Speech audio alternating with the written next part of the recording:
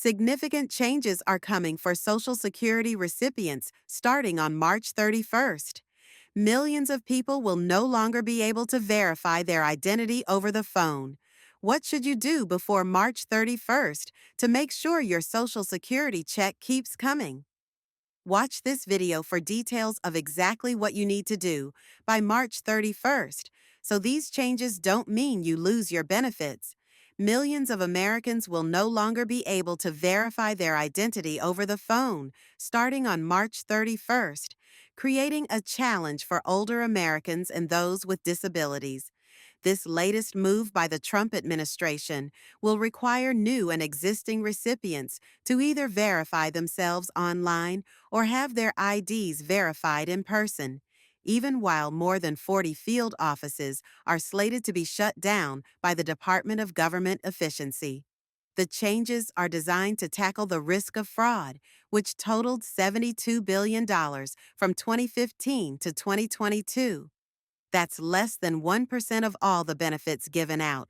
Many are worried about how this change could affect a group of people who are already in a tough situation. The main difference here is that people will no longer be able to verify their identity over the phone. Who will be affected the most? It will mainly impact those who find it hard to use the online verification system set up by the Social Security Administration. This includes individuals who may not feel comfortable with online services, which often includes older adults and people with disabilities, two key groups that Social Security helps. Additionally, this change will also impact those who cannot create a My Social Security account. Like children, their families will need to go to a Social Security office in person to verify their identities and handle their business with the agency. Moreover, it will also affect people who might not have a driver's license or a smartphone to use the online verification tools. And of course, it's not just the elderly. There are 72.5 million Americans who receive these benefits, including children. The way people typically verify their identities by phone is by asking questions that only the person with that identity would be able to answer. So this is very commonly used by the financial industry as well. When you have trouble logging into your bank account or your mortgage lender's account, then you would typically call and sort out any problems over the phone, and they'd ask you these knowledge-based questions. So that's what Social Security has been doing, and it's pretty common practice. It's not perfect, but no identity proofing method is. At the same time, these ID verification changes go into effect. Field offices are being closed to the public. It's going to have an impact on the people who live in that area. There's research that even shows that people are less likely to get the Social Security disability benefits that they have earned and that they are eligible for if a field office in their area closes. Administration officials say they have plans to expedite processing, for example, of direct deposit changes to one business day. It was 30 days before, so some changes will be positive. It is true that if you are able to authenticate your identity online and make those changes online, then sure, faster processing makes sense.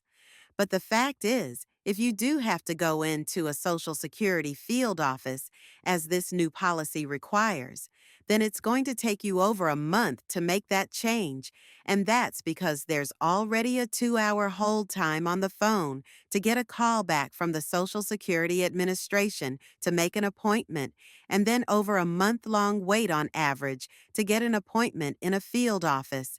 Groups like the AARP have long called on Congress to provide more resources to improving customer service at Social Security, saying processing times for disability claims have doubled in just the last 5 years. Of course, the reason that it's taking the Social Security Administration longer to process disability claims and too long to answer the phone is because there are not enough staff working there.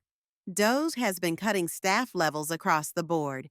This situation is happening because of many years of not having enough funding. The Trump administration is actually planning to make things worse by cutting even more staff. They want to reduce the number of workers at the Social Security Administration by another 7,000 this year. This means there will be fewer people available to answer phone calls, schedule appointments, and process claims, which will lead to longer wait times in all these areas. This will make it tougher for both applicants and beneficiaries to get the help they need. It's not just the beneficiaries who will be impacted.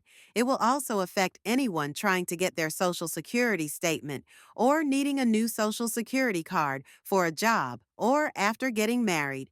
After If you think Trump should not cut any more staff at Social Security, please leave a comment down below. So, what should you do before March 31st to make sure your benefits keep coming?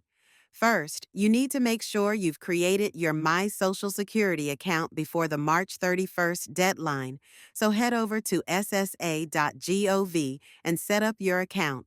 If you haven't registered online yet, you'll need to complete a registration. I know it can be a hassle, but getting everything in place now could save you time later. If you can verify your identity online, you might avoid a trip to the field office.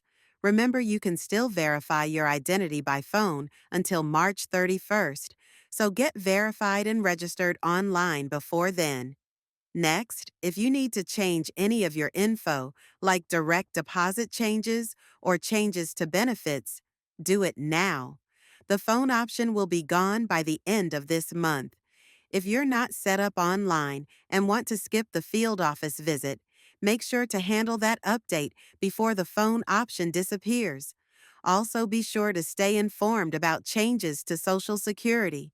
I promise to keep you updated here on the channel, but you need to subscribe and hit the bell to receive notifications and get the latest updates to make sure you keep receiving your benefits. That's all I have for now. Thanks for watching. I'll see you in the next video.